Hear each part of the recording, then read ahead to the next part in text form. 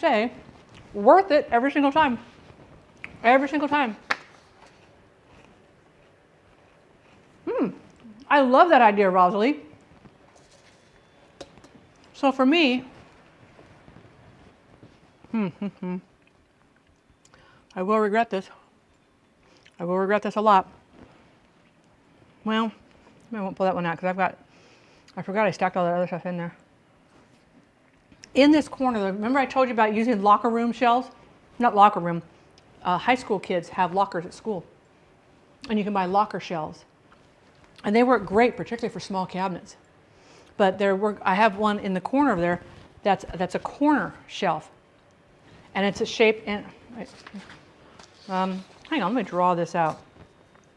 So my corner of my wall is like this, comes down, and then this is like this. I'm going to put lines through it so you know this is a shelf. So this is my shelf. So this is a mesh. This from the edge of this down to the bottom of the shelf is, I want to say, 7 inches. So I have 7 inches in height, right? That I can put underneath here, and then I can go another 7 inches up on the top. So I have like my tea boxes and everything up on top of there. So utilizing these shelves, which are, well, similar to what we're doing, similar to what we're cooling the cookies on. See, that one's got glass things on top of it. Those are all coming out, the plates, the glass thing, those are all coming out. Those are going into a different storage area, probably right after the new year.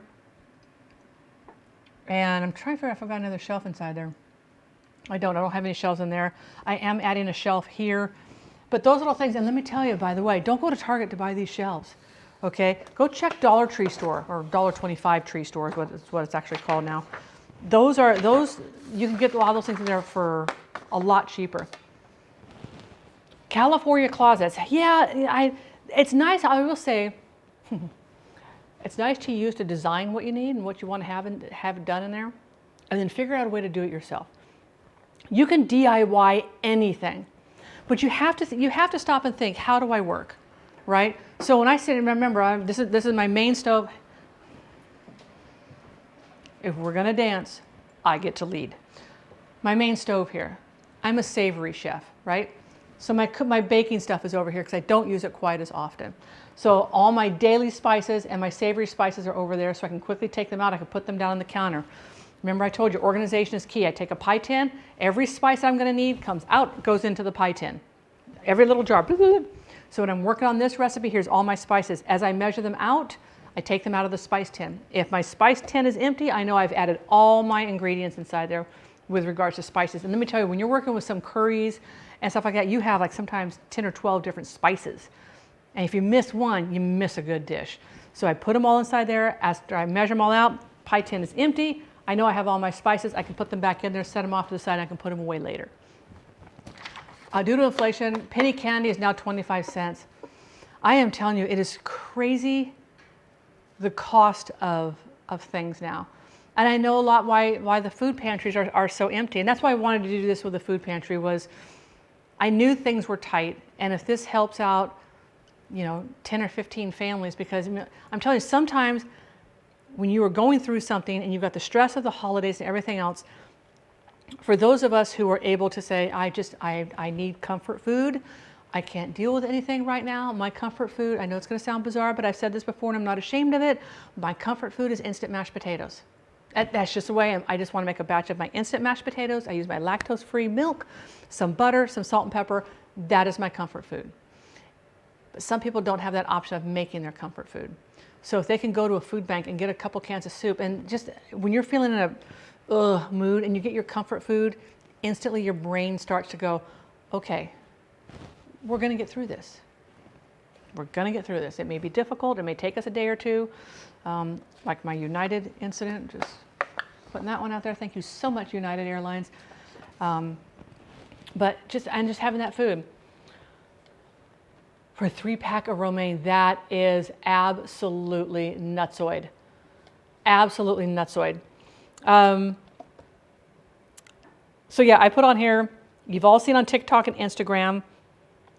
And so they're all talking about these beautiful clear containers, these beautiful plastic containers where the lids seal after you open them, and it's the wood lids with the silicone ring around it. You just open it up, you get out your stuff, you seal it back down. You got these beautiful jars because people like to see all their stuff. I do it. I will tell you one nice thing about having mason jars. These are dehydrated apples that I did for Derek. I can see my levels. Now, my regular rice, that's not how much regular rice I have. I got a 5-gallon bucket that I just filled. There's 25 pounds of rice sitting right there. I have another 25-pound bag out in the freezer right now. I know I'm good on rice. I just take it from there and just refill this jar. But I just use Post-it notes. I take a Post-it note, I write on there what it is, and I put a piece of tape on it. It doesn't have to be these fancy black chalkboard labels where you can get the white grease pen and write on there, the little wooden things that you just hang around the edge of the shoulders of the jar. This nice little wooden sign hangs there. Post-it notes, a piece of scratch paper. It doesn't have to be fancy. It has to be functional. It has to work for you. And if it doesn't work for you, you're never going to utilize it, right? You're going to take out 4 or 5 things. You're going to leave them on the shelf or leave them on your countertop because you don't want to mess with the rest of it. Food for the body is good, but food for the soul is important. That is an understatement right there. That is an understatement right there.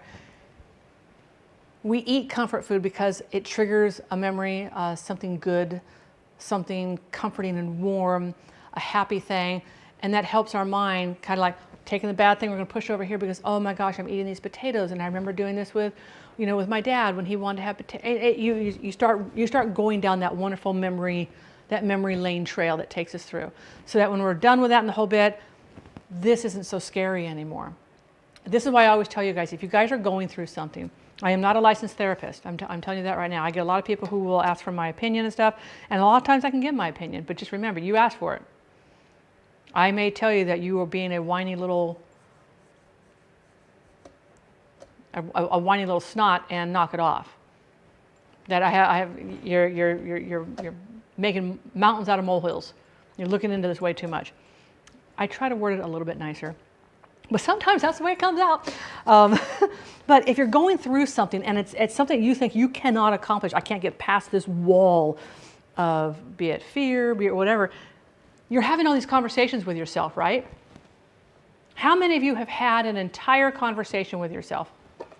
And after that conversation, you're almost worked up more than you were before you had the conversation with yourself. My parents make index cards. Bells, that brings me up to the next thing I have. Now, there is a drawing on mine that my daughter did the last time she was up here, and I haven't taken it off yet. I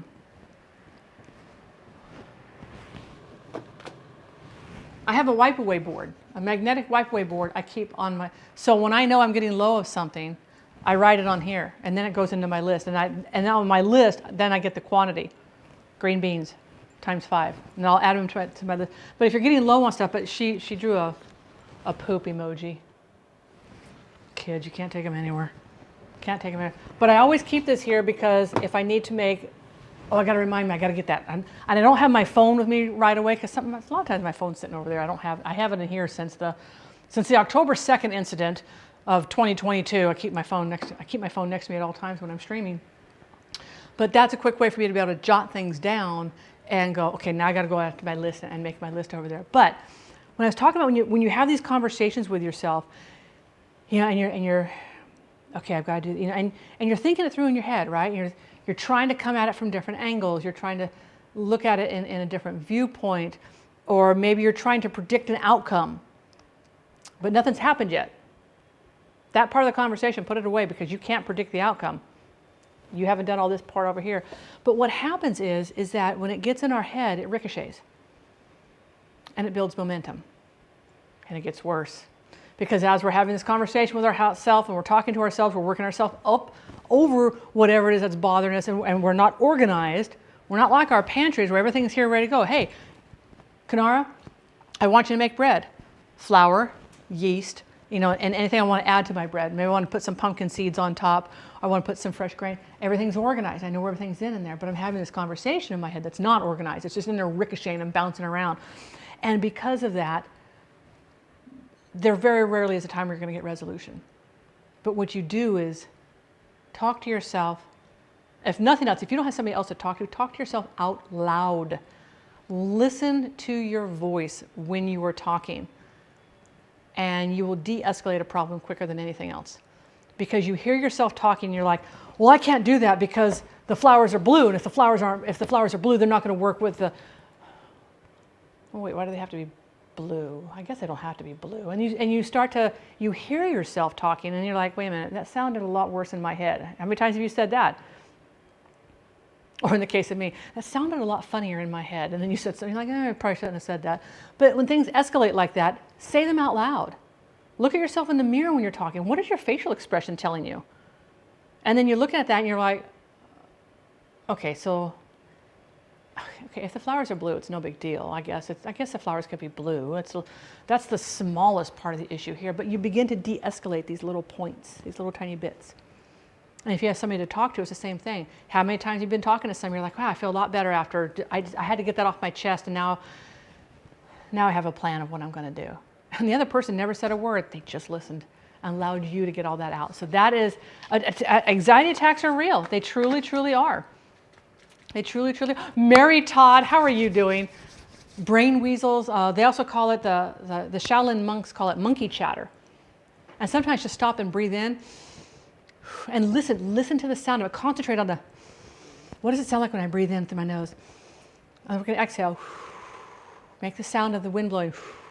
Let's do that again. And then go, okay, now start talking out loud. As you talk out loud, you begin to organize your thoughts.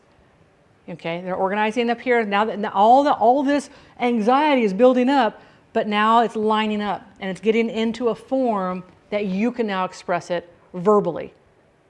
And when it lines up like that, that's when solutions are made, right there. And night when trying to sleep, oh my gosh, the monkey chatter is real when I try to go to sleep. So I have this thing that I do when I try to go to sleep, and if something's bugging me, Kanara, Mary, we adore you so. Although my Alaskan knife is over there because I had to clear this off because I thought I was going to be pulling everything out of the pantry, and we never got to that. We've been talking about pantry organization, and I will tell you, don't do what I do in those drawers. And I know you probably all do it. I have never found a way to truly organize a drawer of utensils other than silverware. Silverware has those cute little trays. Oh, there, put your knives over here, your forks here, your other forks, your little spoons, your serving thing, boom, done. Then you have the other three drawers, which are basters, big serving spoons, weird tongs, serving forks, thermometers, big thermometers, candy thermometers, my pastry, wow, the thing you used to knead pastry dough. I mean, all these weird, my ricer, the thing where you can squeeze the potato, and that just all gets thrown in there.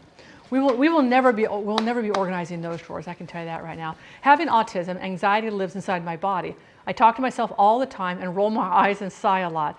It's a way for me to vent without using words sometimes. It doesn't stay though, and that's when the meltdown hits. And that's a whole nother thing. And I think that one of the things that I wish people had more awareness of, and I'm guilty of this. I did not get my awareness of the various levels of autism until I began meeting people like Aspie. And also I started watching more documentaries.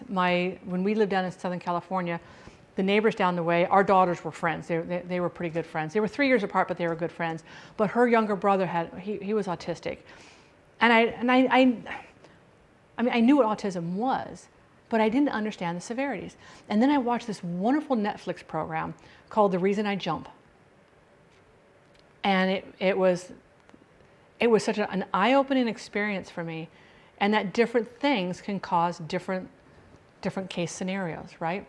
And it's just a way of making yourself more aware, and to maybe then next time when you see somebody who is, covering their ears and just kind of like rocking back and forth, back in the day, what did we call these people? We called these people, these were the crazies, right? Remember, oh, that person's crazy, sitting there rocking back and forth with his fingers in his ears.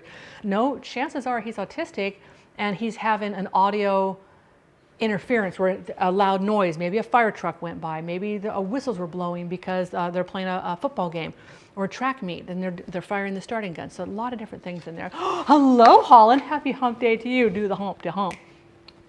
Do the hump to hump. These, I gotta tell you, those are addicting. I will have the popcorn cookie recipe inside there. So when you think about your pantries, I want you to think about organization. I want you to think about how you're going to use a pantry. Just because I have my stuff here, and let me tell you right now, let's do this one.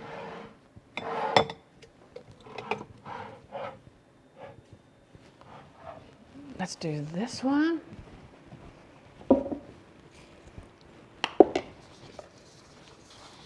Because y'all think you will. But you won't.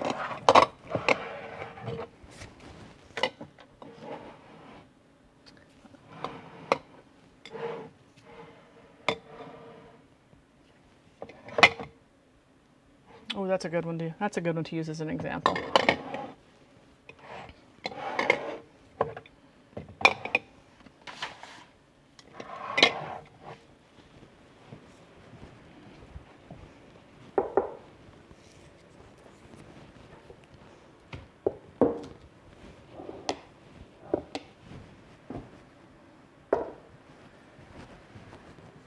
Nope, that's not that one.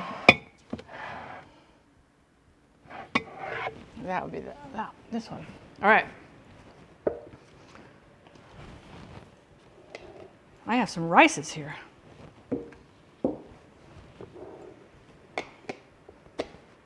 Can anybody tell me what kind of rice these are? What kind of rices? You are the finest Twitch has to offer. Thank you for all you do. Happy holidays. AC Borg.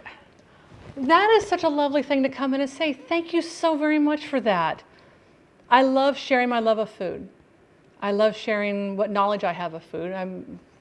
People seem to think I have probably a lot more knowledge than I really do. It's just that I've been around for a long time. I didn't earn these gray hairs for nothing. And I like to share that with people. So thank you so very much for that. Brown, white, and jasmine. No.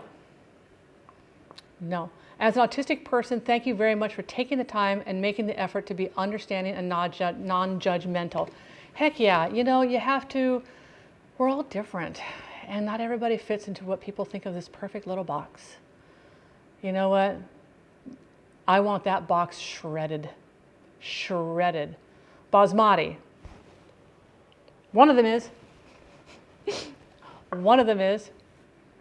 But this is why you need to do labels. This is why you need to do labels. So this one right here, this is plain white rice. Plain white rice. This is jasmine rice. So if you don't have a label on these, you might know if you smelled the two, right? You might know if you smelled the two. But these both look the same, right? This right here looks like brown rice. Oops. I had this thing really, really packed. Looks like brown rice. But while it is brown rice, this is brown basmati rice. This has a different cook time than regular brown rice. So you have to label your jars. The other thing that, oh my gosh, I've seen a lot of people mix this one up. I see a lot of people mix this one up all the time. The one in the middle was wild rice. Well, wild rice is usually much darker in color. It will be almost like a chocolate brown, sometimes black. So this one is cornmeal, and this one is semolina. This is semolina flour. A lot of people think that semolina flour is fine cornmeal, and it is not. Semolina flour is made with durum wheat. If you have a corn allergy, you can't eat this. If you have a gluten allergy, you can't eat this.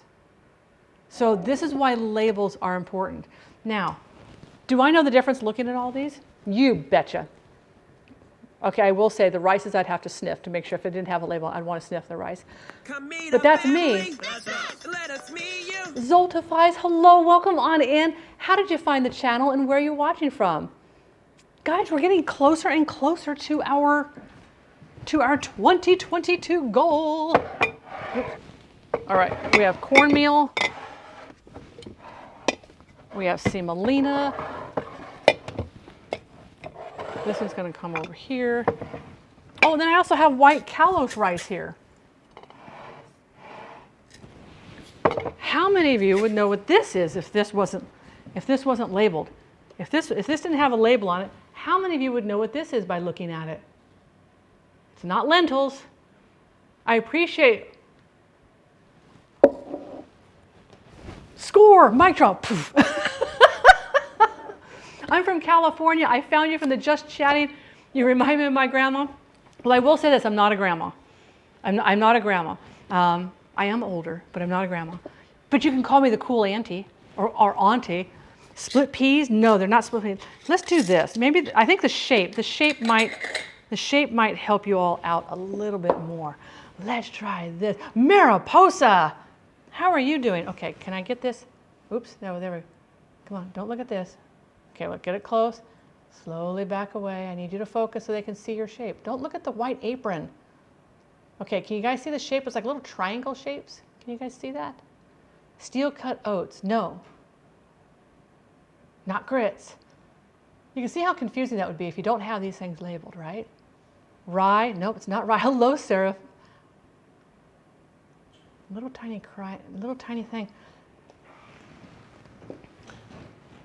This is typically can be eaten as a breakfast cereal. But this is oh, it's not going to show it on there. Oops. This is buckwheat groats. So if you ever heard the term groats, this is what groats are. How about calling you awesome mama? I like that one. I like that one a lot. We had the gross people in here earlier. You know those ones that we have to delete right away. The ones that we have to say, I don't think so. Walk away. So my jasmine rice goes in the back because I don't use it as often as I use my white rice. But I keep most of my rice, we go through a lot of rice. I keep most of my rice, these are half-gallon mason jars. I don't go any bigger than this because I like to be able to lift them with one hand, kind of get a little bit of a workout in. But if I had done this with a, oops, my panko. Now there we go. That reminds me, I gotta get some more apples out for him. Down over here, and I just forgot to put that in there. And I use panko breadcrumbs. Down here, I don't know if this will show it closer for you guys. Let's see if this will show it closer for you guys. Well, you guys won't really see it. But down right here, I have 2 white baskets. And in these white baskets, and you notice